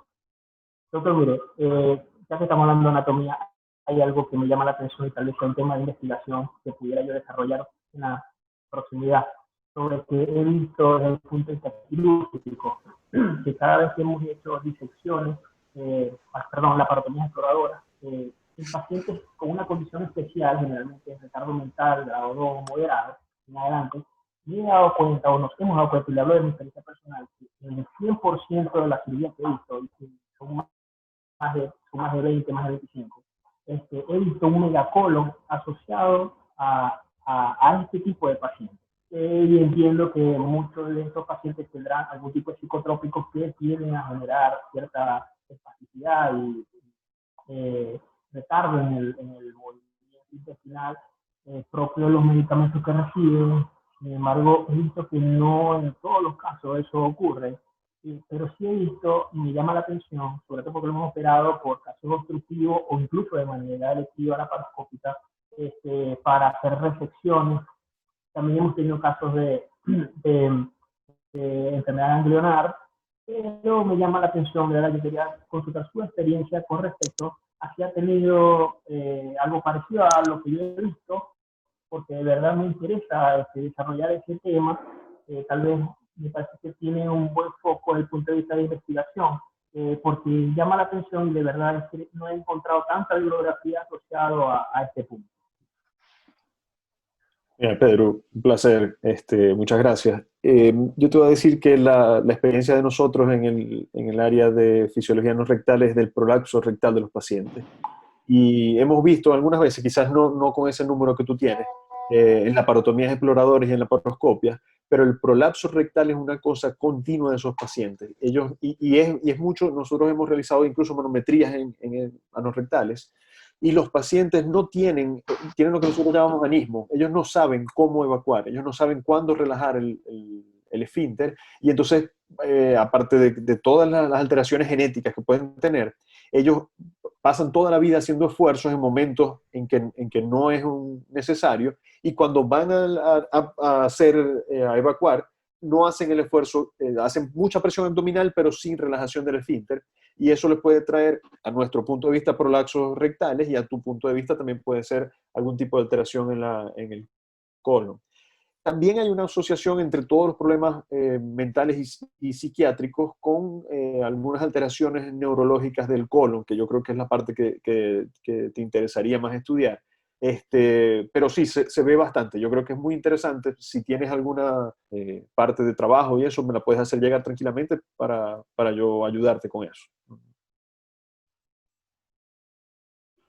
Okay. Bien, doctor, ¿se escucha?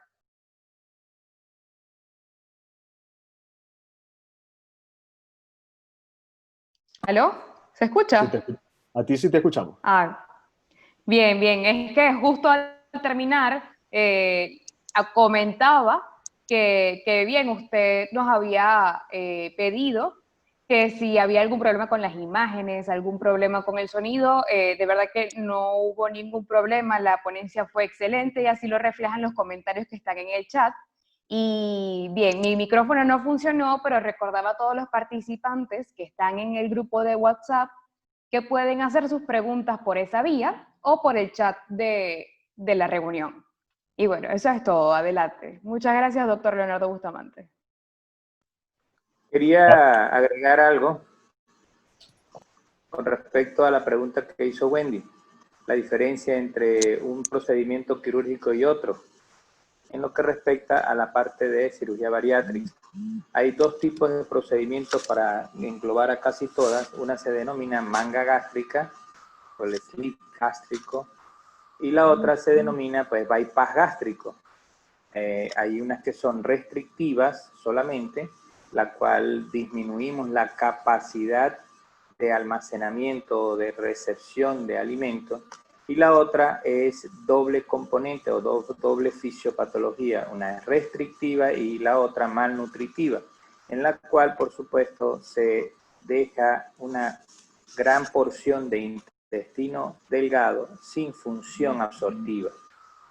En el caso de las bandas gástricas, está generando pues el principio restrictivo, en la cual por supuesto que se colocan unos anillos, que ya esa técnica ya quedó en obsoleta, que se colocan unos anillos cercanos al cardia, de tal manera que puede llegar a producir, cuando se infla el balón que está circundando al estómago, entonces lo que es prácticamente un estrangulamiento de la porción superior del estómago, lo cual condiciona que hayan 30 o 40 hasta 50 cc de reservorio, de capacitancia, la cual, por supuesto, cuando el balón está inflado, esa va a ser la única capacidad que tiene de recibir y aceptar alimentos.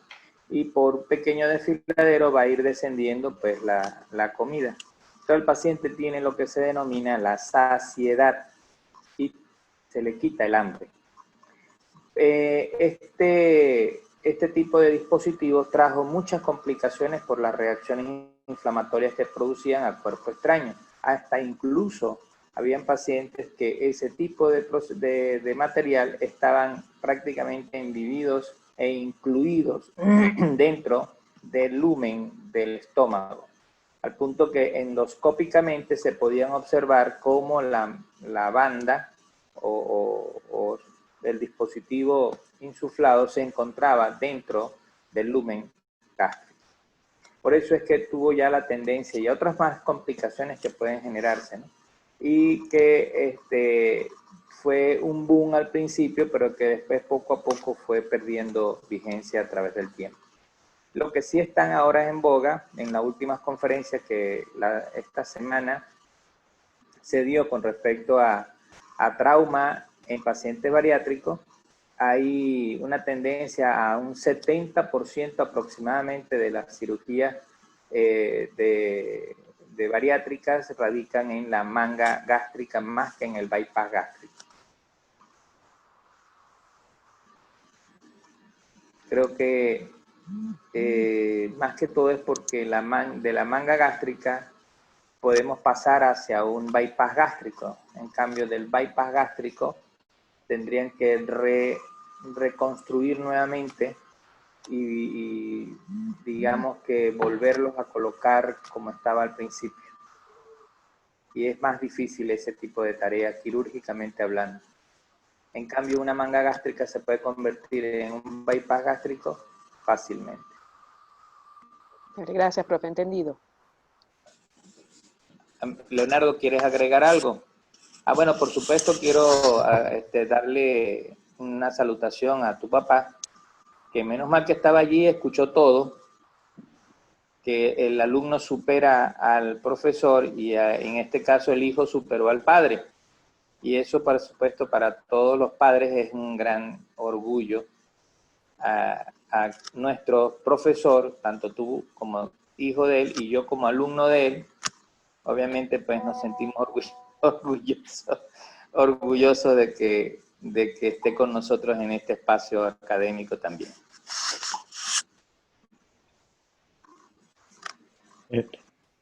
Gracioso. Ayer di una conferencia, una charla, y me dijo que era de algunos pacientes, era para pacientes, y yo asistí para acompañarlo, y aprendí infinidad de cosas que yo jamás pensé que iba a aprender de una charla que era para pacientes. De verdad que la enseñanza que ustedes dan como profesores es inigualable. Ustedes pueden hablar de un tema y las enseñanzas le transpira a ustedes por los poros. Entonces, yo quiero primero agradecerles a ustedes por todo lo que nos han enseñado. Y segundo, quería decirles que es un honor estar aquí poniendo lo poco que pueda saber y que y que siempre estoy a disposición para ayudar en lo que pueda. Bien, muchas gracias, doctor. Aquí ya tenemos algunas preguntas y bueno, voy a iniciar con una pregunta mía que coloqué cuando hablo de la hernia hiatal. En ese momento ¿cómo se nos presenta ese paciente con hernia hiatal? Tiene varias manifestaciones. Una es dolor torácico, dolor en epigastrio. El paciente te puede referir como si fuese una epigastralgia o puede ser un dolor bastante intenso. Nosotros tuvimos un paciente hace unos meses también que era el dolor en la parte costal izquierda, pero bastante hacia lo que es la pared más lateral.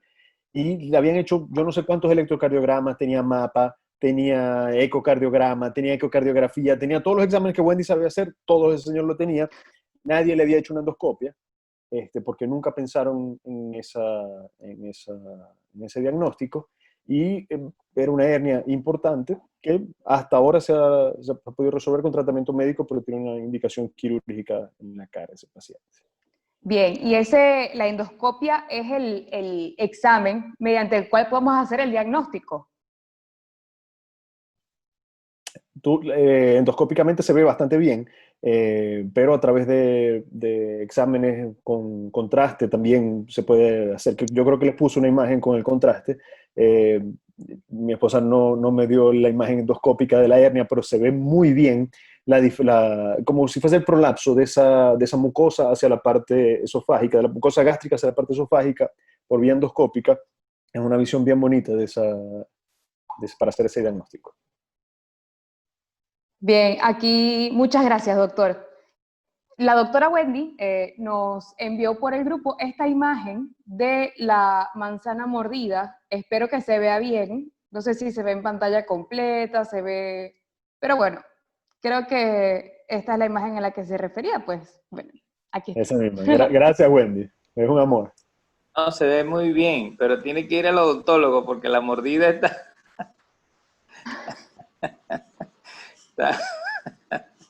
muy bien, está muy bien. Bien, doctor.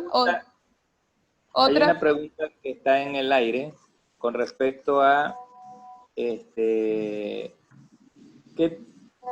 tan frecuente son o qué implicaciones tiene la resección del ciego en una apendicitis complicada?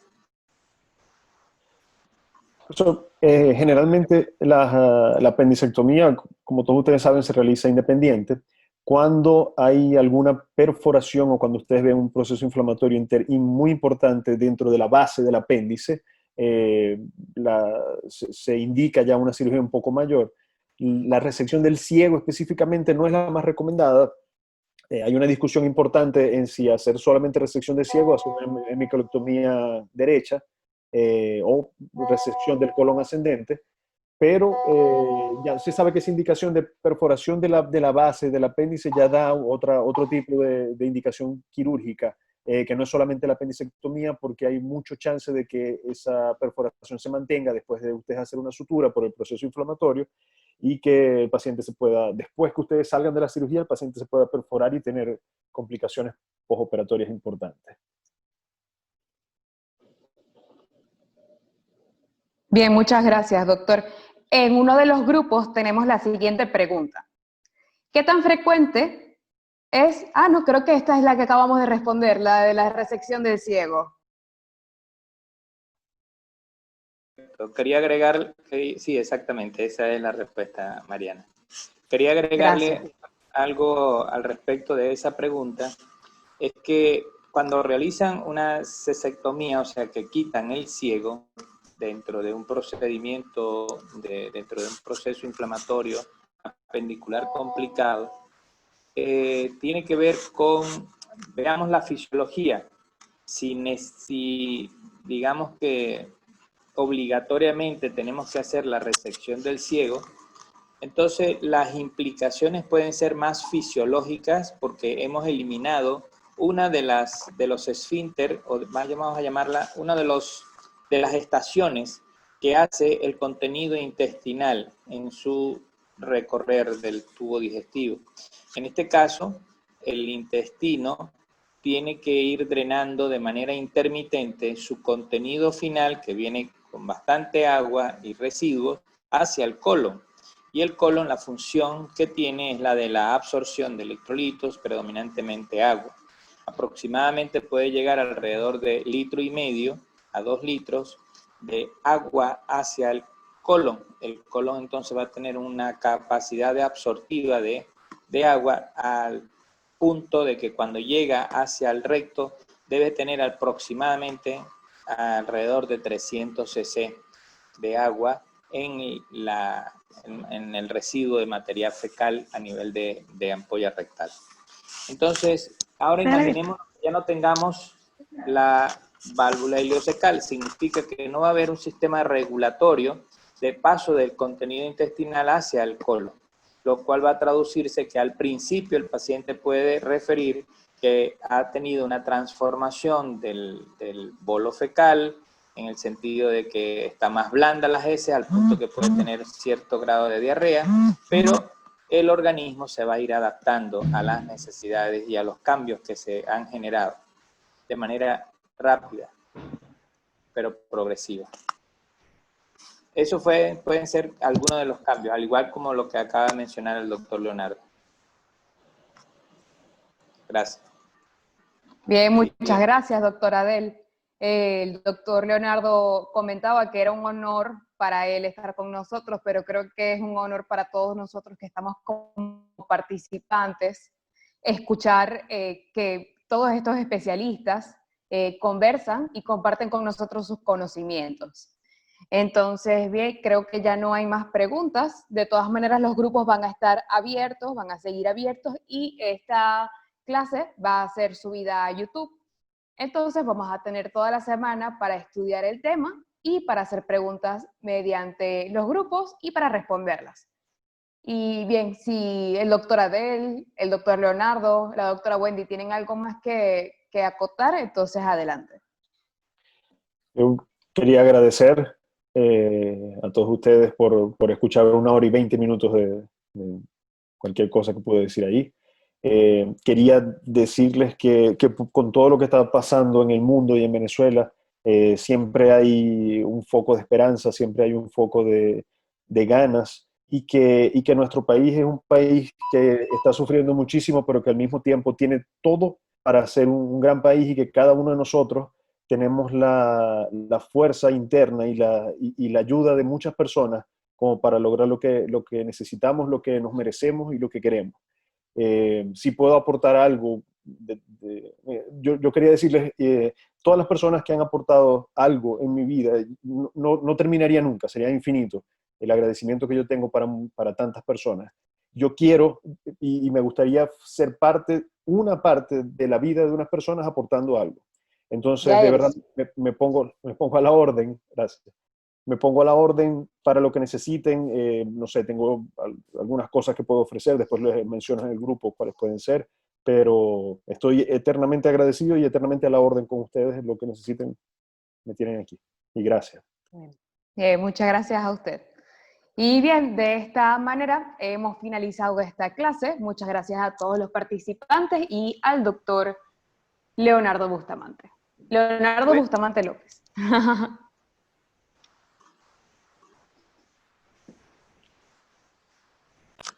Bueno, un placer haberte tenido, Leonardo, y siempre estamos a tu completa disposición, igual para con tu papá y con todos los demás especialistas que puedan poner o aportar su granito de arena para darle continuidad académica a este excelente espacio del CEDIA. Muchísimas gracias a todos los que participaron en la organización del evento, Wendy, Mariana y todo el resto. Gracias. Un placer tenerlas como siempre. Hasta la próxima. Hasta la próxima, doctor. Muchas gracias.